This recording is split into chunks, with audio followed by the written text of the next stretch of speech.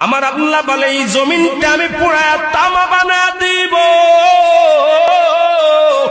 এই জমিনের মধ্যে যত পানি আছে পানিগুলো আমি আল্লাহ পুরায়া ছাই বানা দিব। যেদিন কিচ্ছু বলতে কিচ্ছু থাকবে না, সেদিন থাকবে শুধু আমার আল্লাহ। আজকে কার জন্য সুদ খাও, কার জন্য ঘুষ খাও, কার জন্য ব্যভিচার করো, কার জন্য অন্যায় করো রে মন, কার জন্য তোমরা এত বাহাদুরি করো। আরে আজকে একটা কথা বলতে গেলে কষ্ট হয়। এই জমিনটা আল্লাহ পুরায়া তামা বানায়া দিবে। এই জমিনের মাটিগুলো পুড়ে হবে তামা। এই জমিনের যত পানি আছে পানিগুলো পুড়ে হবে ছাই।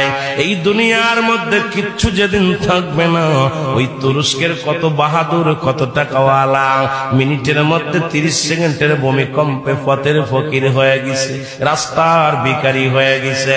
আজকে তুমি দুনিয়ার মধ্যে